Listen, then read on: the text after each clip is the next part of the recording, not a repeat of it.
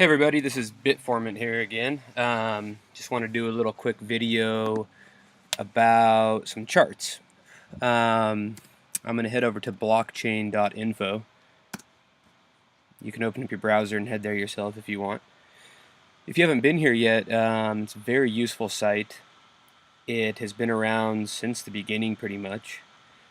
They offer a blockchain explorer, and that's what comes up on the home screen here. You can see the latest blocks. Right now we're at 456,367. That's the latest block mined. It was mined 37 minutes ago. It has 2,066 transactions. And you can see some other stats here. They've changed their homepage. They just recently updated it. They have some market information here. 1 Bitcoin equals $1,066. We had a little correction last night. Here's the transactions per day.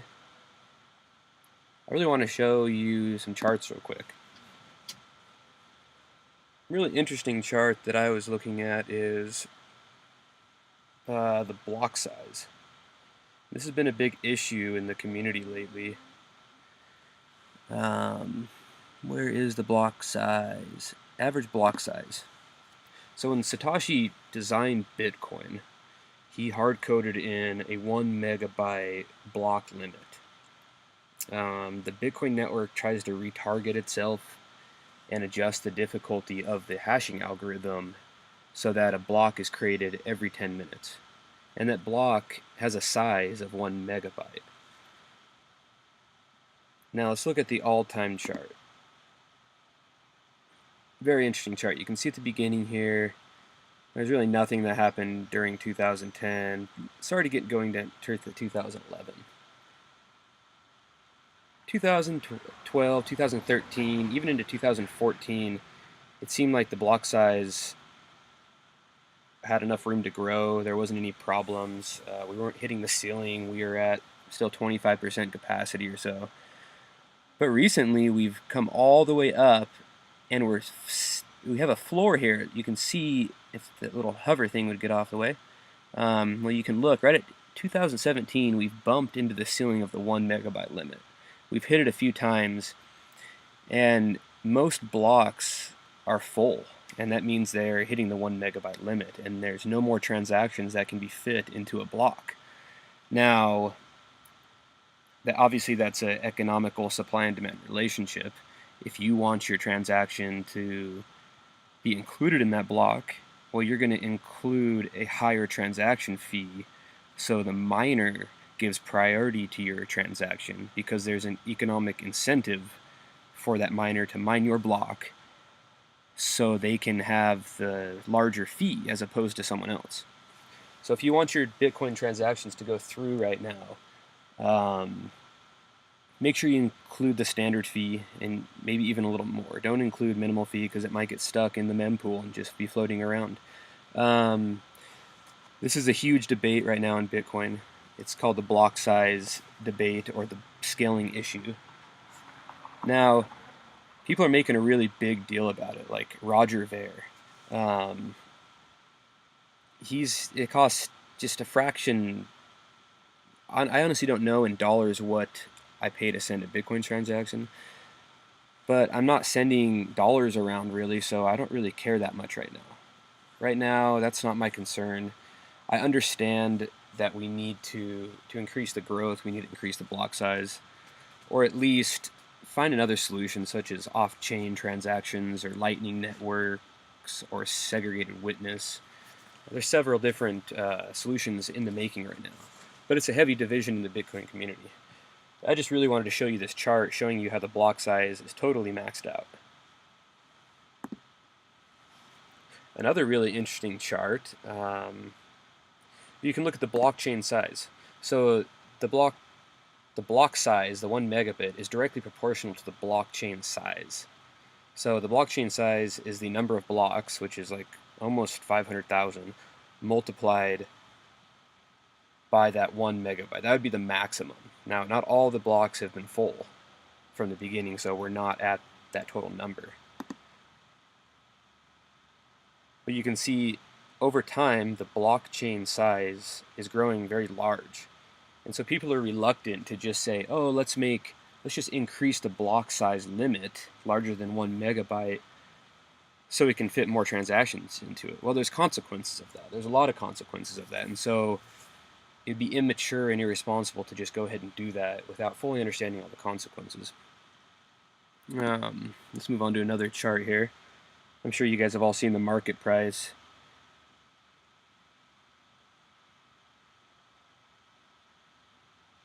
A fun one to look at is the hash rate. I always like to look at the all-time chart. You can see the hash rate has just exploded. And this chart is in terahash per second. If you don't know about hash rate, I suggest you look into it. It's the overall speed, the combined speed of the total Bitcoin network. And it is definitely on an exponential path. That's good for the health. I look at all these factors and I see good things. Now, like I said, here's the difficulty.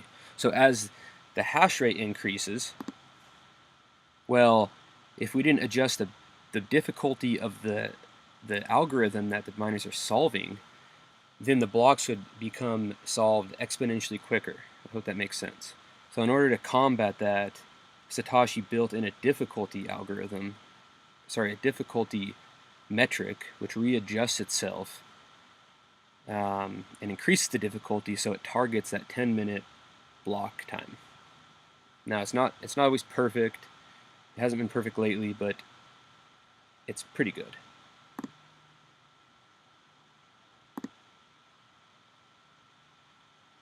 Another fun one to look at here is the number of transaction volume excluding popular addresses. So I think popular addresses, they mean big exchanges like Poloniex. They're not talking about big players.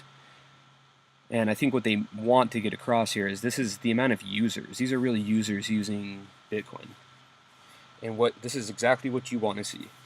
You want to see a nice, slow, and steady growth over time.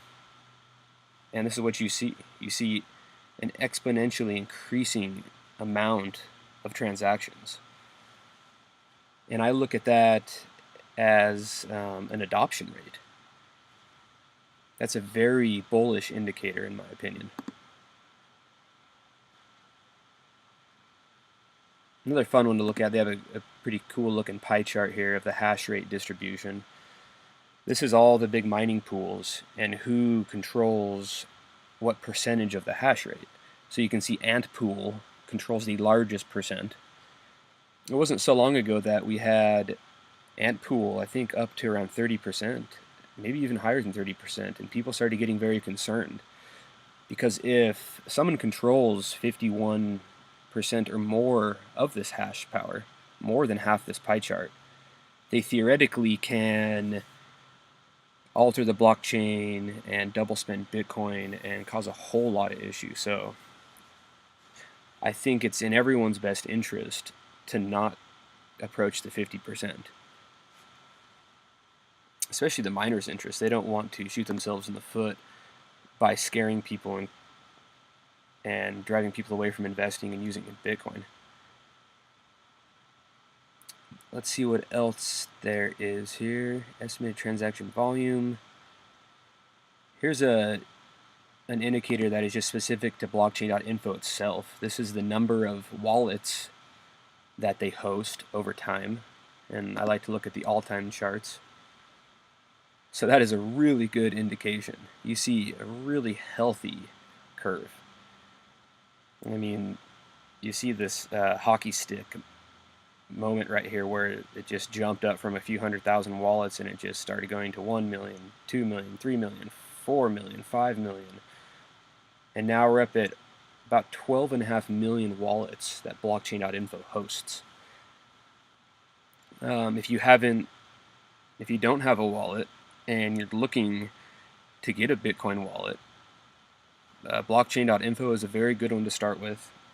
It is considered an online wallet.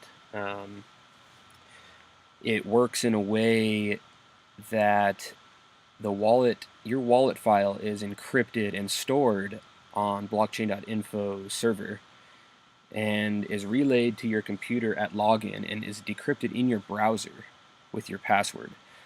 So your wallet file traverses the internet encrypted, so safe, and is only decrypted right at your browser. So they have a very strong security measure in their wallet. I've trusted them for several years using it. I hold a few percent of my total Bitcoin in a couple different blockchain.info wallets.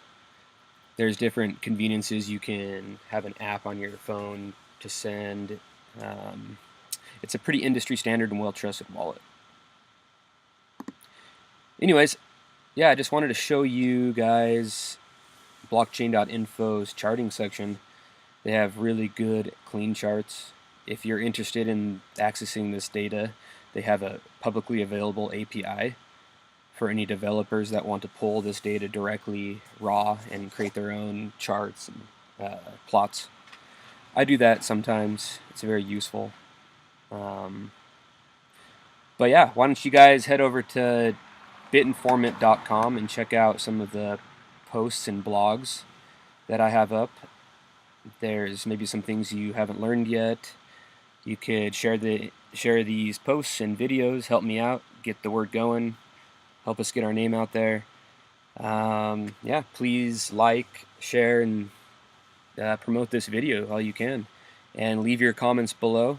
And if you have any questions, I'll definitely get back to you in due time.